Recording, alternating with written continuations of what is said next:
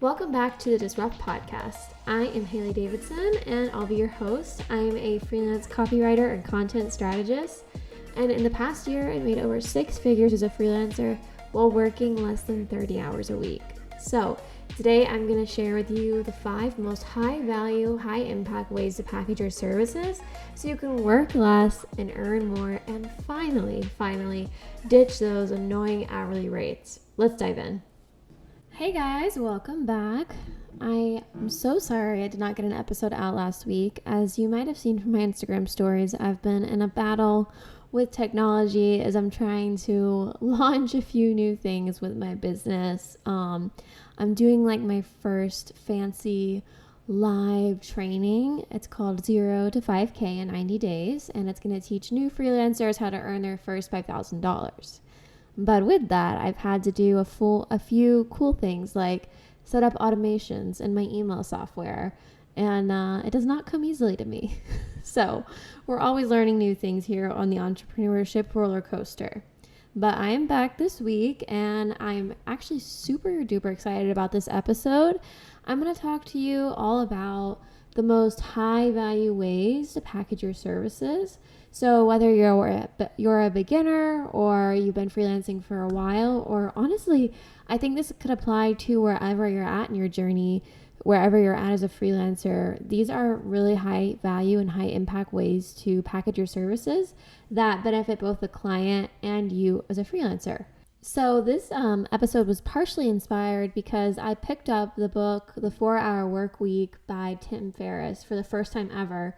I am a major reader and I can't believe I never read this book. I guess I thought it was overhyped, but it's already blowing my mind and I just started it. So as we get into this, I want to share a couple of quotes to just kind of frame the thinking behind this episode and maybe start to give you some new ideas about what you want out of your freelance career and what's possible for you. So Tim Ferriss has a great quote that says, being busy is a form of laziness and doing less is the path of the productive. So obviously the book revolves around working less, and I think the same principles can apply here in the freelance world. If you're being super busy, whether that's in your admin work, answering emails, going after clients that aren't the right fit, etc., or if you're taking on projects that are just busy work versus being high value, those are both kind of a form of laziness, because when you do less and you provide more value, that's actually way more productive and better for society, better for your client, and better for you. There was another great quote here. I love this one. He says, our goal isn't to create a business that is as large as possible, but rather a business that bothers us as little as possible. And when I tell you this quote, completely just blew my mind, but it kind of sums up my whole attitude about business and why I think I have been able to come this far in such a short time. When I started this, I knew that my goal was not to create another job I hated. And so every decision was informed by that. I knew that, for example, I would stay in my 9-to-5 job as long as I needed to, and as long as I needed to in order to build up high value clients. I wouldn't, take on a bunch of crappy freelance work and use that to quit my job, if that makes sense. So my goal was really, how can I intentionally build the kind of life I want with freelancing? How can I, again, provide that value and find a way to work a lot less, but give a lot more value and earn a lot more money as a result? So that kind of sets us up for this episode. And basically the goal, as I said, the goal of this podcast, even further than just my business, the goal of this podcast and my entire personal brand at this point is really just to help more people achieve that true time and financial freedom with freelancing. I really don't want you to quit your job and create another job you hate. And I don't think anyone should have to settle for being disrespected, underpaid, or undervalued, whether you are a 9-to-5 worker or you are a freelancer. So to give this conversation even more context about my particular experiences and life situation, I want to take you back to exactly 1 year ago. I was in Mexico City, such an amazing place, and I was living the digital nomad life. I stayed there for just over a month. I had a really cool like co-living situation, and I would go to WeWork all the time and get my work done. So I was there. This was June of 2022. I was getting my first few clients set up. I was doing my work, and I was trying to close this opportunity that I had to work with an agency.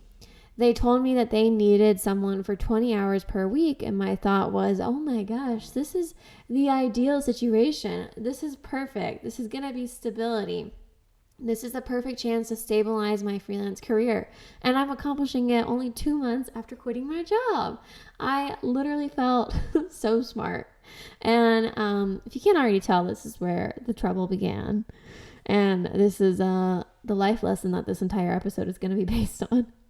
So anyway, we moved forward our discussions. I started discussing my rate with the client, and they offered me $60 for an hour. This was for like SEO, writing, and editing. And I felt, I was feeling good, feeling myself. So I wrote back and I said, I will do it for $75 an hour. Surprisingly, they accepted it, and with no argument. Side note, always negotiate. But they accepted it, and I was onboarded to start with them in July, end of July, early August.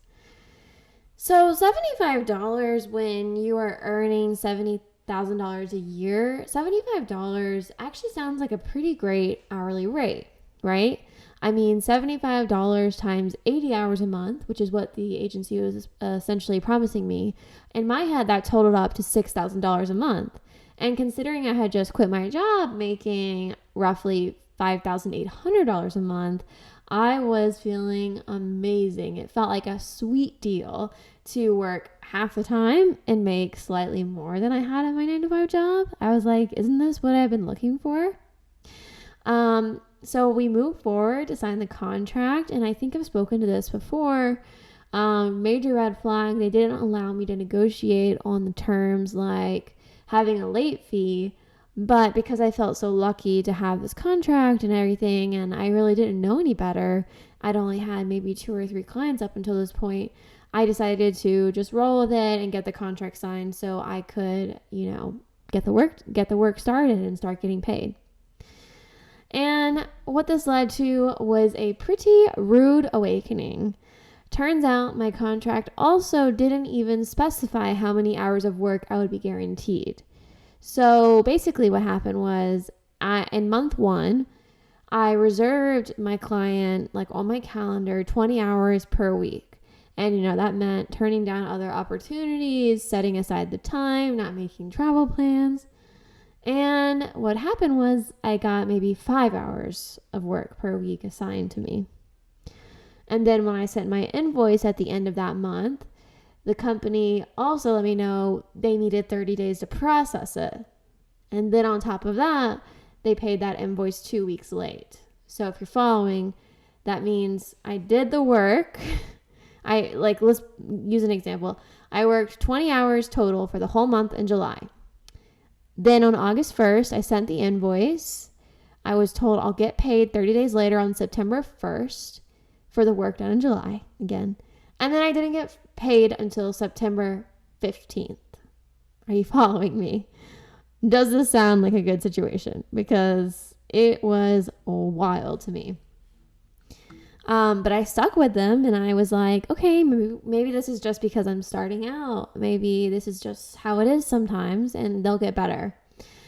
But the pattern continued month after month, leading me to have a couple of really tough months where I didn't know how I was going to pay my bills because I was expecting, a paycheck from them, and they weren't paying me. They weren't paying me on time, rather. And I kept asking myself, is this just how it is as a freelancer? Is this why no one freelances that I know? I was like, were my estimations totally wrong? Is this actually not going to work? Because, what happened was I started asking people I knew who had done freelance work that I'd met on my travels, and they were all like, oh, that's normal. People just pay late sometimes. You just have to learn to deal with it. And so I was really trying to figure out, is this just how life is going to be? Well, long story short, I ended up firing the agency as a client due to way too many late payments, and they just continue not to give me that much work. And it was a very stressful time, and sadly, a lesson that I had to learn the hard way. So that's pretty much that story. But to give you a contrast, let's talk about now, 1 year later, what my agreements with clients look like. So, for example, I have one client who said that he didn't know what deliverables they would need each month, like blogs or emails or whatever, but they did need to have access to a copywriter. So I offered to come on to their team on a retainer where they could basically have me available for 20 hours per month. So, sounds similar to my first agreement, right? The difference was that in the contract, which I wrote and provided to them, I didn't allow them to set the terms. I said in the contract that they would pay me each month on the first for the entirety of the hours. So they would pay me up front. So if we're talking about July, I'd get paid on July 1st, and that means they're basically purchasing, like an Amazon checkout page, purchasing 20 hours of Haley's time. And then I included a cancellation clause where they need to give me a certain amount of notice if they wanted to cancel each month. So let's say, because it's a retainer, we're signed on for July. If they want to, they don't want to renew, well, they have to give me at least 30 days notice, so they still have to pay me for August, and then they can cancel. I also wrote in something about basically how it was use it or lose it. So you're purchasing 20 hours. I think I said you could roll over up to 5, but then if the 5 weren't used in the next month, then that was it. So that contract was really airtight and served me really well. And my client we've been working together on that contract for like 6 months, and everyone's happy because they have me available when they need me. And let's say they only have 15 hours worth of work, the extra 5 rolls over, or I just get paid for it still, and they have the benefit of knowing that it was available to them. So, also, I forgot to mention, my rate was double what I had with the agency. So $150 an hour, which is awesome. If you ask me, for a copywriter, that was a year before making only $75 an hour and dealing with all kinds of issues, right? So a couple really important principles here before I get into the why behind this agreement. One is that a lot of people are scared of raising their rates because they think someone's going to say no or is going to give them less work. But it's actually a good thing if someone gives you less work. So would you rather work 40 hours at $75 an hour, or would you rather work 20 hours at $150 an hour? And that's how you can talk to clients. You can say, listen, I'm very effective. I know your brand. I'm a great writer. We know this because we also had a pre-established relationship, right? And I'll talk about that more in the future. But they knew that I was reliable and effective. And so it was like, okay, if this is your rate, well, then we'll just contract you on for less hours and we'll give you our most important projects, and then we'll find someone cheaper to do the rest. And that is fine with me, right? Because I want to work less and earn more, like we all do, don't we? So, couple other details here. I want to lay this out super clearly. I want to talk about why this agreement made everyone happy. Number one, my client knew for certain when I'll be available to them during the month, but they didn't have to know exactly what projects were needed ahead of time. And because their priorities were constantly shifting because they're a startup, that was an ideal situation for them. Because often when you're hiring a freelancer, you might need to know the specific project weeks in advance. And they couldn't keep up with that because their priorities were constantly shifting. So it benefited them to know this person's available for whatever we need for this certain amount of time. Number two, I benefited because I was being paid for a guaranteed number of hours each month, meaning that I could give my client more of my focus instead of worrying about if I'd need to find other work to fill that time. Like, let's take the example of the agency that I first talked about. Eventually, what ended up happening there was that they weren't giving me enough work consistently, and Also, they weren't paying me on time, and so I had to start looking for other work to pay my bills. But then when they really wanted me or needed me on a project, I wasn't available because I was working on other projects. So basically everyone lost in that situation. The third thing is that neither me or my client could easily disappear on the other due to the contract. We were both held accountable, and as a result, we're able to produce a really large amount of great work and do it very consistently and efficiently. And that's something that's really hard to find when you're working with freelancers. So that's a big benefit. I also added other bonuses to the contract. This is the fourth thing. Because they were on a retainer and because of the arrangement that we had, I made them available on my Slack so they could access me Monday through Friday. It doesn't mean I'm going to answer immediately, but I could be available if they had a quick question. And on a rare occasion, I would be able to do a quick turnaround project. I wouldn't always say yes if they said, we need this tomorrow. But in order to, keep the client happy, this is kind of how you do client relationships. I will say yes sometimes. Okay, I can fit this in. I want to make you a priority, so I'll get the project in. And then other times you have to hold your boundaries and say, well, I can get it to you, next Monday. So, yeah, that's pretty much how that contract made everyone happy. Now, to quickly just make the contrast clear again between these two contracts. And the first example with the agency, my client benefited because they technically had a freelancer on call. But I was anxious because I never knew when work was coming. I wasn't being paid on time. And as a result, like I just said a few minutes ago, I was always trying to juggle other projects. And so it might sound like my client was kind of winning in this situation, but they also did lose in the end because if they gave me work, I wasn't really doing my best work because I was so nervous about getting paid and juggling other projects. So it also wasn't always driving results. I wasn't able to become a true partner to them. But with the second example, with the retainer, we have a very established relationship where I am a true and trusted and reliable partner. In fact, my client said last week that everyone in the company apparently knows me by name, which is kind of scary to think about, but it's cute because I've worked with them so long now that they really, really trust me. They love having me here. His exact words were anything that comes up, someone on the team will just say, Haley can handle that, because they know I have a deep understanding of the product, the brand voice, and I'm available. And so that's a situation where absolutely everyone wins. So hopefully this example made it super clear to you what separates a high value versus a low value offer, pricing, contract, structure, etc.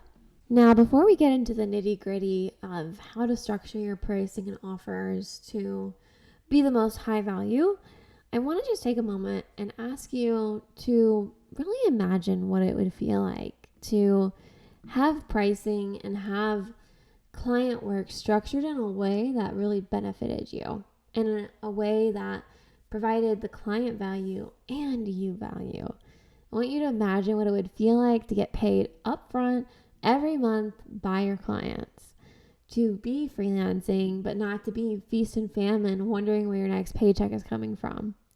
To be a freelancer that is actually free to drive amazing client results, free to relax in your off time because you know money is coming your way because you're getting paid up front, free to work on your own schedule and do whatever you want because you have a solid client base and you have amazing client relationships. What would it feel like to be a freelancer who's free because your contracts and services are structured in a way that benefits you and the client? That is exactly what high value pricing does for you and what high value offers can do for you.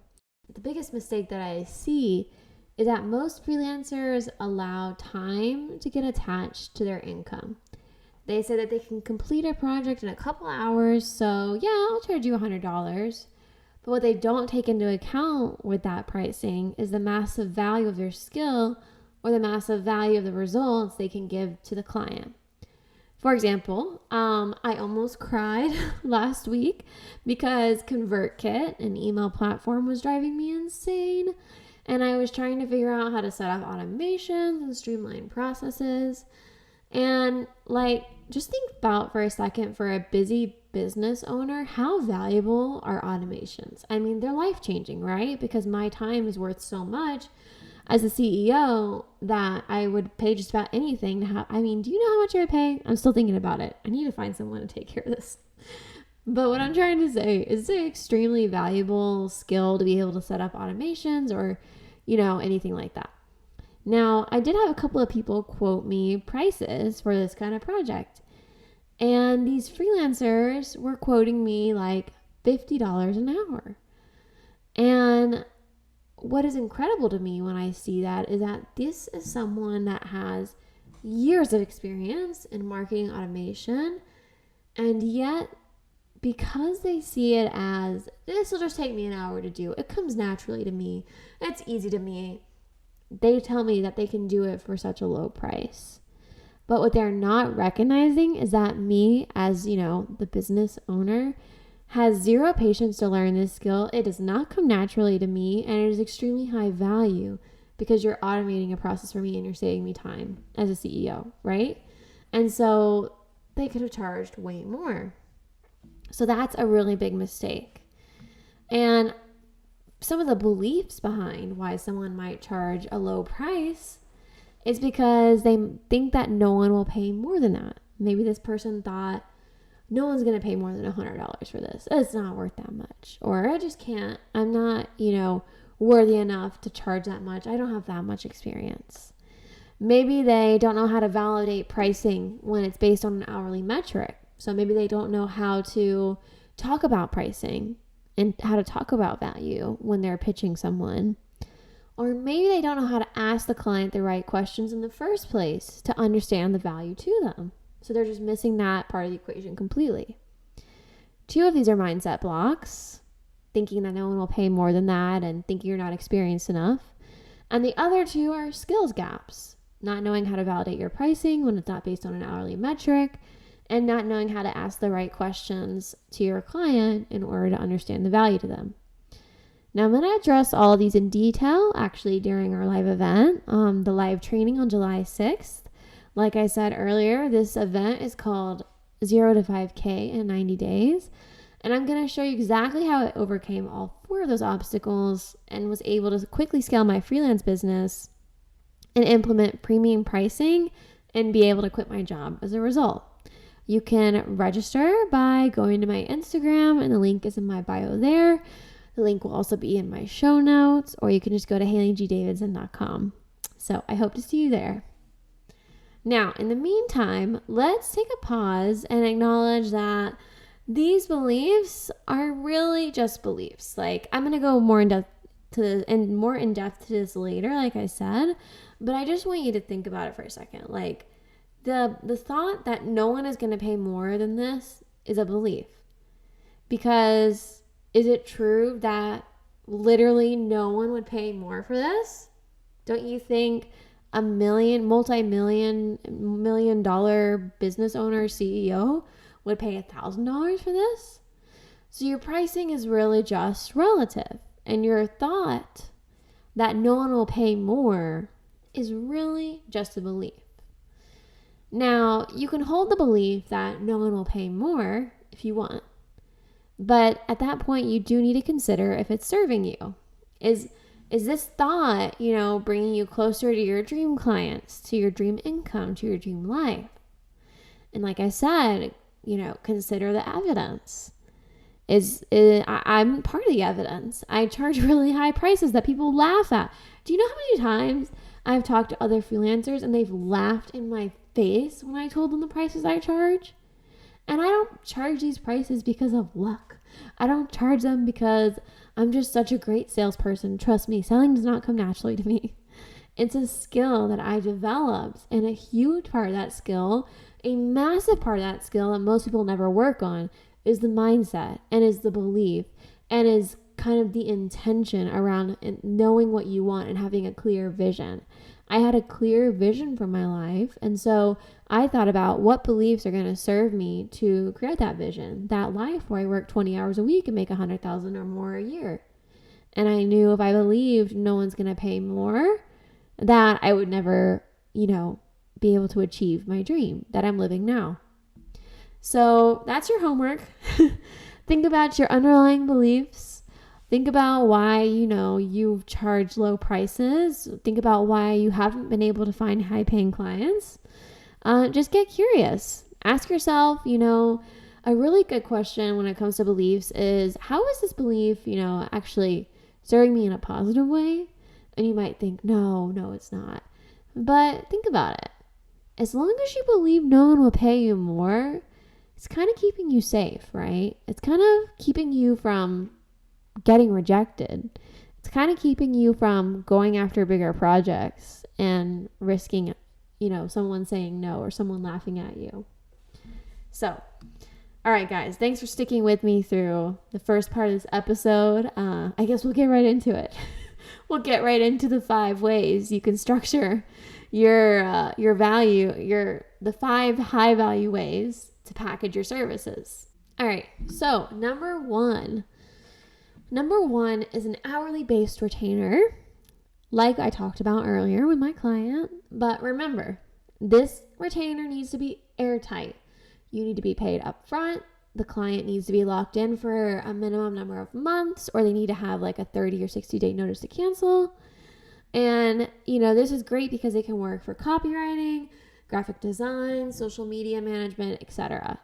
Remember, it's use it or lose those hours. You don't want to get caught up in a situation where someone is contracting your hours and then they never use them. And so you're just held liable to that person for years on end, because been there, done that, unfortunately. So your hourly based retainer, super high value. Obviously, you just have to find the right client who's a right fit for it. Now, number 2 is going to be bundled services. The pricing here will depend obviously on the service, but this is a really amazing way to bring cash in the door quickly or to increase your income very quickly. Last year, actually, I offered to my client, I said, how about we bundle 6 blog posts? And the total, by the way, was around $8,000. And I said, I'll give you a small discount if you pay me upfront. Because we'd been, they were one of my first clients. So they were still on that pesky net 30, get paid 30 days after the work is done kind of arrangement. And so I said, how can I give them an incentive to pay me upfront? So we bundled it, and I think I gave them something like a 10% discount in order to get this block of blog posts all at once, and in order to incentivize them to pay up front. The value here is I provided a ton of value by saying, I'm available to you for these blog posts over the next 2 months. You don't have to worry about, tracking down a freelancer. You can plan based on knowing you have this resource available. And the benefit to me, obviously, was that I got paid up front. And so, both people on both sides of the agreement received a lot of value. I like to compare clients to online shoppers.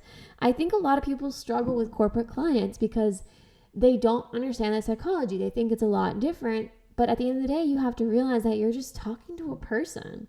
And think about someone who's like a content marketing manager at a company. They like shopping on Amazon just as much as you do. So if you can make working with you as easy as shopping on Amazon, they're probably going to want to work more with you. They probably will. Trust me. I've seen it many times before. All right. Number 3, strategy packages. So I've earned a strategy pack. I've earned $3,000 before for a strategy package.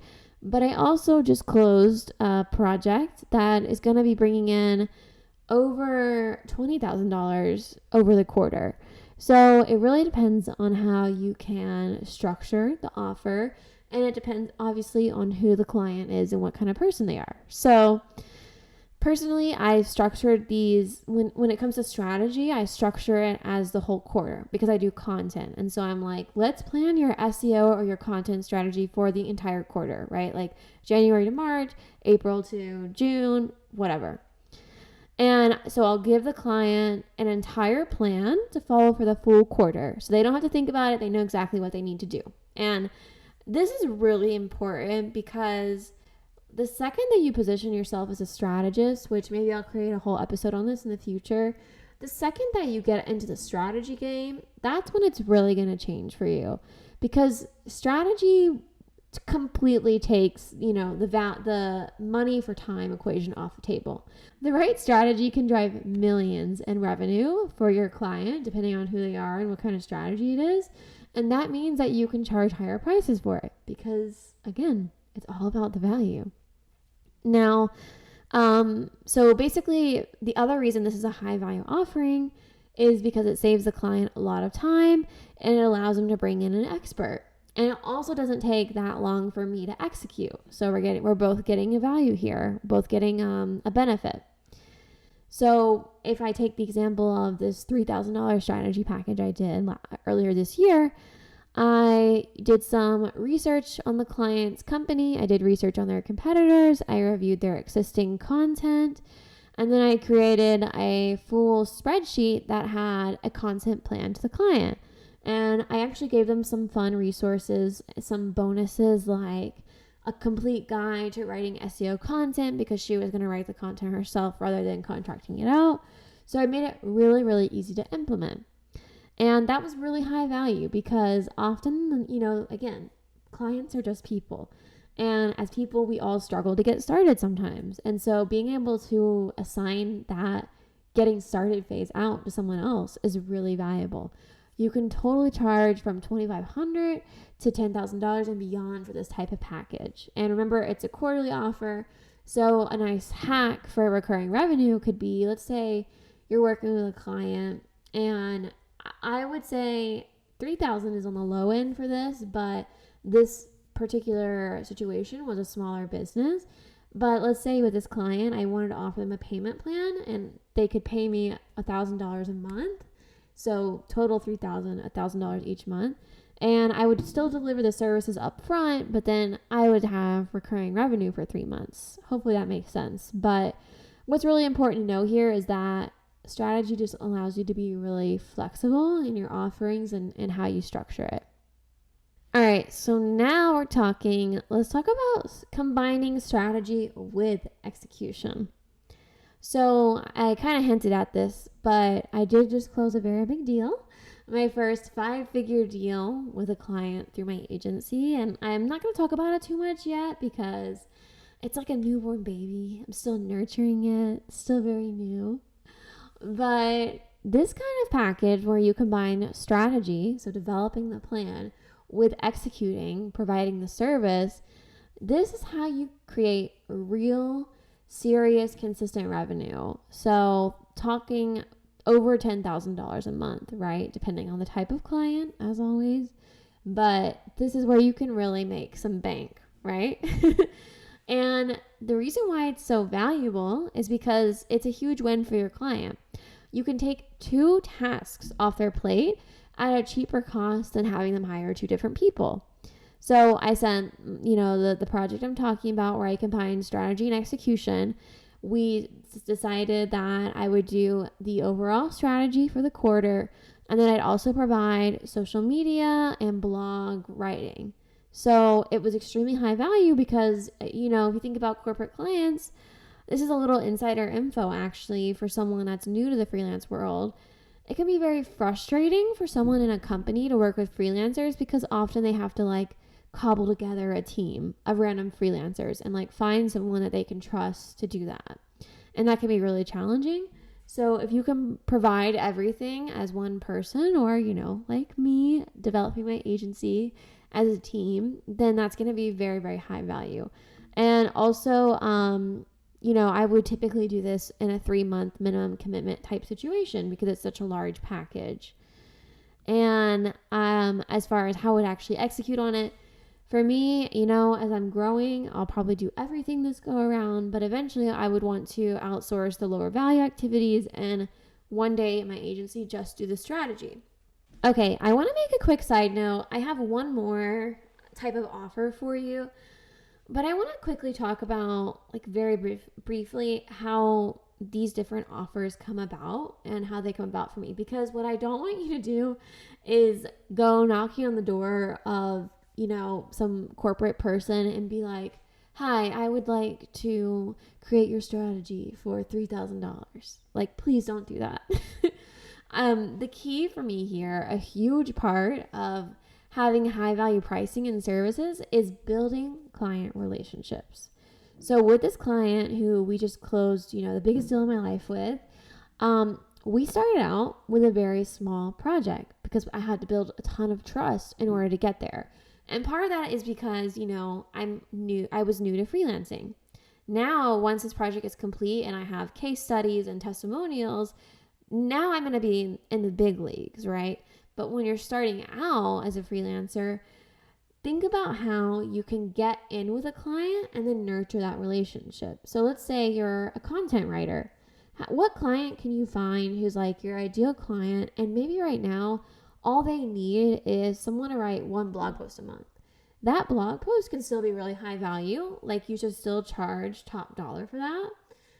But, you can't go in swinging with like a $10,000 proposal if you don't have, enough testimonials to back you up and things like that if you're new to the game. But that doesn't mean that you can't still charge $1,000 for a single blog post, because that's a lot easier to show the value and show the results that you have and show that you're a really great writer based on work that you've already done. So it's really all about having patience when you start out. But if you can have patience, literally within a year, you can ramp up your client relationships, you can grow your portfolio, you can grow your network to ramp up very quickly to 6 figures and to doing some of these bigger packages. All right, so the final high value way to package your services is consulting or offering fractional services. So maybe you've heard of like a fractional CMO, Chief Marketing Officer, or a fractional CFO, Chief Financial Officer.